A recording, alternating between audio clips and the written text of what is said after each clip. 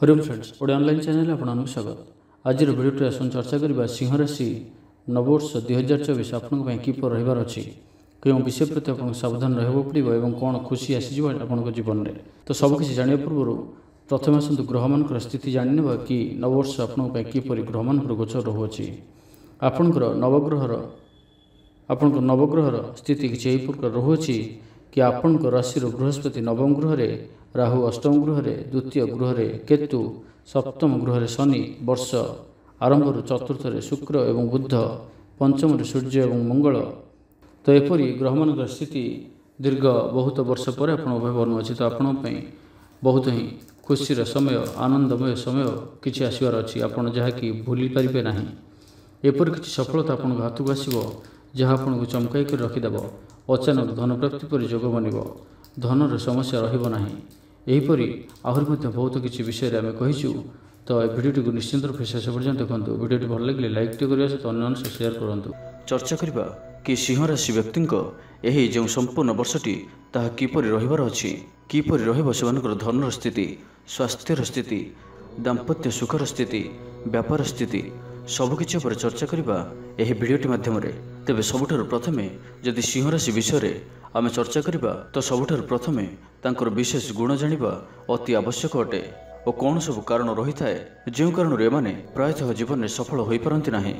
सिंह राशि व्यक्ति माने साधारणतः लीडर श्रेणी होता एमाने साधारणतः लोक मानकु सपोर्ट करिथांती सामाजिक कार्य मध्य इच्छा अनुसार भाग नहीं थांती। एही व्यक्ति माने साधारणतः धार्मिक प्रवृत्तिर होइथांती एमानकु केही जुक्ति रे पारंती नाही कारण एमानकर जुक्ति बहुत प्रखर होइथाए जेतेबेले एमाने कथा कहती एमानकर सामना केही भी करि पारंती नाही कारण एमानकर कथाबार्ता यूनिक होइथाए। तेबे एते भल गुण थाई मध्य काहेकि एमाने असफल होइथांती तो आसंतु एही विषय चर्चा करवा। तो सबुठार प्रथमे आपण निजर देखे हेबा गुण को कम करंतु जेतिकि आपनकर रोजगार सेही अनुसार व्यय करंतु नचेत लोक माने आपनक विषय रे भूल निर्णय नहीं पारंती एहा द्वारा आपनकर ही क्षति होई पारे एथिपई आपनकु उच्च धरणर सफलता मिल पारे नाही। तो यही गोटे गुण पई आपण जीवन रे सफलता प्राप्त करि पारंती नाही। तो आपण गोटे कथार ध्यान रखंतु कि आसंता नुआ वर्षटी आपण केबे भी देखैबा परि गुण करिवे नाही आपण जहा जेपरि सेही परि ही रुहंतु जीवन में सफल रहिबे और केबे भी जीवन में आलस्यता को आनिबा को दियंतु नाही। तो देखिबे आपनकु जीवन में सफल होबार केही भी अटकाई पारिबे नाही। तो एबे सुन जानिबा जेउथि आपण अपेक्षा करछंती कि आमर अति प्रिय नुआ वर्षटी सिंह राशि व्यक्ति किपरि रहिबार अछि कौन सब बड़ परिवर्तन यही समय आपको देखा मिल। देखो प्रथम आसतु स्वास्थ्य विषय जाना सिंह राशि स्वामी सूर्यदेव अटंती जहाँकि केन्द्र स्थल रहउचंती आपण जो उच्च रक्तचाप रोग पीड़ित थिले काहाकु हेडाक प्रोब्लेम ता सहित किछि व्यक्तिंकर हाथ गोड़ जनित समस्या रही आपण यह समस्त लुचाई रखिपारती किंतु एही वर्ष आपणकर स्वास्थ्य परिवर्तन पई आपण गोटे मंत्र जप करंतु। देखंतु ओम मंत्र जप आपणक पई बहुत लाभकारी सिद्ध होता है एवं जीवन में प्रतिदिन किसी समय ध्यान करेंगे तो आपको जीवन में सफल होबार केही भी अटकाई पारिबे नाही एवं एहाकु आपण पूरा वर्ष करने को पड़िबो। ता सहित गोटे ध्यान रखंतु कि खाद्यपेय मध्य मन मुताबक नेबे नाही जहाँ इच्छा खाई नेबा ताहा बुद्धिमान परिचय नुहे। तो खाद्यपेय रे विशेष सावधान रहिबाकु पड़िबो। आपनको तीनोटी जिनिस जेपरि महिता चीनी तथा मीठा खाद्य एवं तेल मसला जातीय खाद्य एही सबरु आपनको अधिकरु अधिक दूर रे रहिबाकु पड़िबो। एतिकी यदि आपण पालन करेंगे तो आपणकर स्वास्थ्य मध्य बहुत सुधार आसीजिवो। तो एबे सुन जानिबा धनर स्थिति विषय रे धनर विषय चर्चा करवा। तो धन रे आपणकर कन्या राशि उदित हेउचंती एवं एही राशिर स्वामी केन्द्र रे अवस्थान करुचंती एहा आपणक पई धनाधिपति योग आनिदेव धनर स्थिति रे बहुत सुधार आसीजिवो।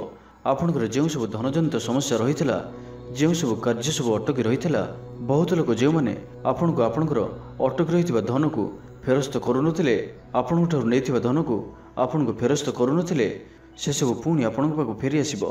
एही वर्ष आपणकर कुंडली अनुसार धनार्य योग रहुअछि ता सहित जो मैंने चाकरी क्षेत्र थिले तांकु हठात निज चाकरी को हराइबो पड़ितला किंतु एही आसंता वर्षटी धनार्य योग थिबारु हुए तो आपणकु सेही कंपनी पुनर्भर काम रे जोग देवा पई डाकी पारे एवं आपणकर उच्च पद को प्रमोशन मध्य होई पारे नचे सेही कंपनी भली आउ एक कंपनी मध्य कर्मक्षेत्र रे जोग रहुअछि। मार्च मासर परठारु और अगस्ट मासर भितरे यह होई पारे। ଏହି ବର୍ଷ ଆପଣଙ୍କର କୁଣ୍ଡଳୀ ଅନୁସାରେ ଧନାର୍ଯ୍ୟ ଯୋଗ ରହୁଅଛି। ସେଥିପାଇଁ ଆପଣଙ୍କର ଯାହା ବି ଧନଜନିତ ସମସ୍ୟା ରହିଥିଲା ତାହା ସବୁ ଦୂର ହେବାର ଆପଣ ଦେଖିପାରିବେ। ତ ଏବେ ଆସନ୍ତୁ ଜାଣିବା ପାରିବାରିକ ସମ୍ପର୍କ ବିଷୟରେ। ଦେଖନ୍ତୁ, ସିଂହ ରାଶିର ବ୍ୟକ୍ତିମାନଙ୍କର ତୃତୀୟ ଭାବରେ ଶୁକ୍ର ରହୁଛନ୍ତି। ଯେଉଁ ଭାଇ ବା ବନ୍ଧୁମାନଙ୍କ ସହ ଯେଉଁ ତିକ୍ତତା ଚାଲୁଥିଲା, କୌଣସି କଥାକୁ ନେଇ କିମ୍ବା କୌଣସି ଅର୍ଥକୁ ନେଇ ଯେଉଁ ମତଭେଦ ଚାଲୁଥିଲା, ଏହି ବର୍ଷ ପରିବାର ମଧ୍ୟରେ ଖୁସି ଆସିଯିବ। ଯେପରିକି ବାହାଘର ହେଉ କିମ୍ବା ଗୃହପ୍ରବେଶ, ଦାମ୍ପତ୍ୟ ସମ୍ବନ୍ଧ କିମ୍ବା ସନ୍ତାନ ସମ୍ବନ୍ଧୀୟ କୌଣସି କାର୍ଯ୍ୟରେ ଆପଣଙ୍କୁ ଯୋଗ ଦେବାର ସୁଯୋଗ ମିଳିବ। ସେଠାରେ ଆପଣଙ୍କ ଭିତରେ ଥିବା ସମସ୍ତ ମତଭେଦ ଦୂର ହୋଇଯିବ ଏବଂ ସମ୍ପର୍କ ମଜବୁତ ହୋଇଯିବ। ତ ଏବେ ଆସନ୍ତୁ ଜାଣିବା ଭୂମି ଏବଂ ମାତାପିତାଙ୍କ ସମ୍ପର୍କରେ। ସିଂହ ରାଶିରେ ଏହି ବର୍ଷ ଚତୁର୍ଥ ସ୍ଥାନରେ ସୂର୍ଯ୍ୟ, ବୁଧ ଏବଂ କେତୁ ଏହି ତିନୋଟି ଯାକ ଥିବା ଯୋଗୁଁ ଏହି ତିନୋଟି ଯାକ ଗ୍ରହ ଏକତ୍ର ରହିବା ହେତୁ ମାତାପିତାଙ୍କର ସ୍ୱାସ୍ଥ୍ୟରେ କିଛି ପରିବର୍ତ୍ତନ ଦେଖାଦେବ। ତ ମାତାପିତାଙ୍କର ସ୍ୱାସ୍ଥ୍ୟର ବିଶେଷ ଯତ୍ନ ନେବାର ଆବଶ୍ୟକ ପଡ଼ିବ। ଯଦି ସେମାନଙ୍କର ପୂର୍ବରୁ ବ୍ଲଡ଼ ପ୍ରେସର ଭଳି ସମସ୍ୟା, ଏସିଡିଟିର ପ୍ରୋବ୍ଲେମ୍ ଓ ଇନଫେକ୍ସନ୍ କିମ୍ବା କୌଣସି ଗୁପ୍ତ ରୋଗ ଜନିତ କିମ୍ବା ୟୁରିନାଲ୍ ପ୍ରୋବ୍ଲେମ୍ କିଛି ରହିଥାଏ, ତ ସେଥିପାଇଁ ଚିକିତ୍ସାରେ ଅବହେଳା କରନ୍ତୁ ନାହିଁ। ଯେତେ ବି ଛୋଟିଆ ରୋଗଟିଏ ହେଇଥିଲେ ମଧ୍ୟ ତାହାର ତୁରନ୍ତ ହିଁ ଚିକିତ୍ସା କରନ୍ତୁ, ନାହିଁ ତ ବହୁତ ଅସୁବିଧାରେ ମଧ୍ୟ ପଡ଼ିପାରନ୍ତି ଏବଂ ଛୋଟ ରୋଗଟିଏ ମଧ୍ୟ ବହୁତ ବଡ଼ ହୋଇଯାଇପାରେ। ତ ଏବେ ଆସନ୍ତୁ ଜାଣିବା ଧନ ସମ୍ପତ୍ତି ବିଷୟରେ। ତ ଏବେ ଆସନ୍ତୁ ଆଉ ଗୋଟିଏ ବିଷୟ ବିଷୟରେ ଚର୍ଚ୍ଚା କରିବା। ତ ଆପଣଙ୍କର ସମ୍ପତ୍ତି ଜନିତ ଯୋଗ ମଧ୍ୟ ବହୁତ ଉଚ୍ଚ ରହୁଅଛି। ସମ୍ପତ୍ତି କ୍ରୟ ଓ ବିକ୍ରୟ ଦୁଇଟି ଯାକର ଯୋଗ ରହୁଅଛି। ଏମିତିରେ ହୋଇପାରେ ଗୋଟିଏ ଭୂମି ବିକ୍ରୟ କରି ଆଉ ଗୋଟିଏ କିଣିପାରନ୍ତି। ଛୋଟ ଘରକୁ ପରିବର୍ତ୍ତନ କରି ବଡ଼ ଘରକୁ ପ୍ରବେଶ କରିବାର ଯୋଗ ରହୁଅଛି। ଏହି ବର୍ଷଟି ସମ୍ପତ୍ତି ଦୃଷ୍ଟିରୁ ବହୁତ ହିଁ ଭଲ ରହିବ। ତ ଏବେ ଆସନ୍ତୁ ଜାଣିବା ସନ୍ତାନ ସନ୍ତତିଙ୍କ ବିଷୟରେ। ଏହି ବର୍ଷ ଆପଣଙ୍କର ସନ୍ତାନଙ୍କର ଉନ୍ନତି ଟିକେ କମ୍ ରହୁଅଛି। ଏହି ବର୍ଷ ଆପଣଙ୍କୁ ତାଙ୍କର କୁଣ୍ଡଳୀ ଆପଣଙ୍କର ସନ୍ତାନଙ୍କର କୁଣ୍ଡଳୀ ବା ଜନ୍ମପତ୍ରିକା କୌଣସି ଏକ ଭଲ ଜ୍ୟୋତିଷଙ୍କୁ ଦେଖାନ୍ତୁ, କାରଣ ତଳର ବୃହସ୍ପତି ପଞ୍ଚମ ଭାବରେ ବସୁଛନ୍ତି। ଘରେ ଟିକେ ପୂଜାପାଠ କରନ୍ତୁ, କାହିଁକିନା ବୃହସ୍ପତି ପୂଜାପାଠର ସ୍ୱାମୀ ଅଟନ୍ତି। ତେଣୁ ଆପଣଙ୍କର ସନ୍ତାନମାନଙ୍କ ପାଇଁ ପୂଜାପାଠ କରାନ୍ତୁ, ଏଥିରେ ଆପଣଙ୍କର ଲାଭ ହେବ। ତ ଏବେ ଆସନ୍ତୁ ଜାଣିବା ଦାମ୍ପତ୍ୟ ସମ୍ପର୍କ ବିଷୟରେ। ଦାମ୍ପତ୍ୟ ଜୀବନର ସ୍ୱାମୀ ହେଉଛନ୍ତି ଶନି। ଶନି ଆପଣଙ୍କର ପଞ୍ଚମ ଭାବରେ ଅବସ୍ଥାନ କରୁଛନ୍ତି। ଯେତେବେଳେ ସପ୍ତମ ଭାବର ଶନି ପଞ୍ଚମ ଭାବରେ ଅବସ୍ଥାନ କରନ୍ତି, ସେତେବେଳେ ଦାମ୍ପତ୍ୟ ଜୀବନ ବହୁତ ହିଁ ସୁଖମୟ ହୋଇଯାଇଥାଏ। ପ୍ରେମୀ ଯୁଗଳଙ୍କ ପାଇଁ ଏହି ବର୍ଷଟି ଅତ୍ୟନ୍ତ ହିଁ ଭଲ ରହିବ। ତେବେ ଏଥିପାଇଁ ଆପଣଙ୍କୁ ଅଳ୍ପ ଧୈର୍ଯ୍ୟ ରଖିବାକୁ ପଡ଼ିବ। ଯଦି ମେ ମାସ ଯାଏଁ ଆପଣଙ୍କ ସାଥୀଙ୍କ ସହ ଭଲ ସମ୍ପର୍କ ରଖିପାରନ୍ତି, ତ ଆପଣଙ୍କର ବିବାହ ଯୋଗ ରହୁଅଛି। ଯଦି ମେ ମାସର ପୂର୍ବରୁ ସମ୍ପର୍କରେ ତିକ୍ତତା ଆସିଯାଏ, ତେବେ ସବୁ ପରିସ୍ଥିତି ବଦଳିଯିବ। ଯଦି ଆପଣଙ୍କର ବିବାହ ହୋଇସାରିଛି, ତେବେ ଆପଣଙ୍କର ସ୍ୱାମୀ କିଛି ନା କିଛି ନୂଆ କାମର ଶୁଭାରମ୍ଭ କରିବେ। ଏହି ସମୟରେ ଆପଣଙ୍କୁ ଆପଣଙ୍କର ସାଥୀଙ୍କର ସମ୍ପୂର୍ଣ୍ଣ ସପୋର୍ଟ ପ୍ରାପ୍ତ ହେବ ଏବଂ ଏଥିରେ ଆପଣଙ୍କୁ ଲାଭ ହିଁ ମିଳିବ। ତ ଏବେ ଆସନ୍ତୁ ଜାଣିବା ଚାକିରି କ୍ଷେତ୍ର ଏବଂ ବ୍ୟାପାର କ୍ଷେତ୍ର ବିଷୟରେ। ରାହୁ ଆପଣଙ୍କର ଦଶମ ସ୍ଥାନରେ ଅବସ୍ଥାନ କରୁଛନ୍ତି। ସେଥିପାଇଁ ଆପଣ କ୍ରୟ କରନ୍ତୁ ନାହିଁ, କାରଣ ରାହୁ ଆପଣଙ୍କର ମିତ୍ର ରାଶି ବୃଷ ରାଶିରେ ଅବସ୍ଥାନ କରୁଛନ୍ତି। ଜାଣି ରଖନ୍ତୁ, ବୃଷ ଏବଂ ମୀନ ରାଶିରେ ରାହୁଙ୍କର ଅବସ୍ଥାନ ବହୁତ ଭଲ ଫଳ ପ୍ରଦାନ କରିଥାଏ। ଏଥିପାଇଁ ଆପଣଙ୍କୁ ଆପଣଙ୍କର ବ୍ୟାପାରରୁ ବହୁତ ଅଧିକ ଧନ ଲାଭର ସମ୍ଭାବନା ବନୁଅଛି। ଆପଣ ପରିଶ୍ରମ କରିଚାଲନ୍ତୁ। ହଠାତ୍ ଆପଣଙ୍କୁ କେହି ସାହାଯ୍ୟର ହାତ ବଢ଼ାଇବେ। ହଠାତ୍ ଆପଣଙ୍କୁ ଏପରି ଭଲ ସହକର୍ମୀ ମିଳିଯିବେ, ଯିଏକି ଆପଣଙ୍କର ବ୍ୟାପାରକୁ ଶୁଭଫଳ ପ୍ରଦାନ କରିବେ।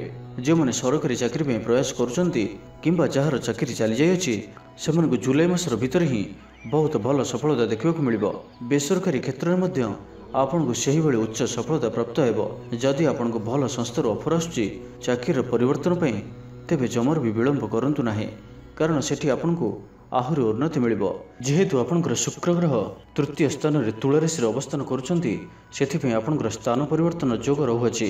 ମନେ ରଖନ୍ତୁ, ଫେବୃଆରୀ ମାସରୁ ଜୁଲାଇ ମାସ ମଧ୍ୟରେ ସରକାରୀ ହେଉ ବା ବେସରକାରୀ ଆପଣଙ୍କୁ ଉଚ୍ଚ ଧରଣର ସଫଳତା ପ୍ରାପ୍ତ ହେବ। ତ ଏବେ ଆସନ୍ତୁ ଜାଣିବା କିଛି ସମାଧାନ ଓ ଉପାୟ ବିଷୟରେ।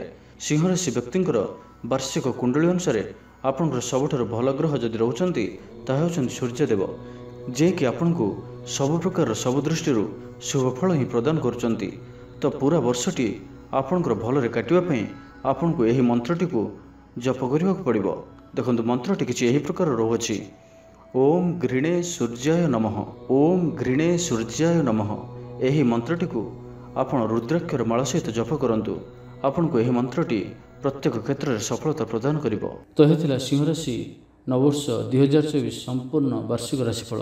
ଭିଡ଼ିଓଟି ଭଲ ଲାଗିଥିଲେ କମେଣ୍ଟ ବକ୍ସରେ ଜୟ ଶନି ଅବଶ୍ୟ ଟାଇପ୍ କରନ୍ତୁ। ଭିଡ଼ିଓଟି ଗୋଟେ ଲାଇକ୍ କରିବା ସହିତ ଅନ୍ୟାନ୍ୟ ସହ ଅଧିକ ସେୟାର କରନ୍ତୁ ଏବଂ ଯେଉଁମାନେ ଆମ ଚ୍ୟାନେଲ୍ ସବସ୍କ୍ରାଇବ୍ କରୁନାହାନ୍ତି, ସବସ୍କ୍ରାଇବ୍ କରିବା ସହିତ ପାଖରେ ଥିବା ବେଲ୍ ଆଇକନ୍ ମଧ୍ୟ ପ୍ରେସ୍ କରନ୍ତୁ, ଯାହାଫଳରେ ଆମେ ଯେଉଁ ଭିଡ଼ିଓ ଅପଲୋଡ଼ କରିବୁ ତାହା ଆପଣ ସର୍ବପ୍ରଥମେ ପାଇପାରିବେ। ଧନ୍ୟବାଦ।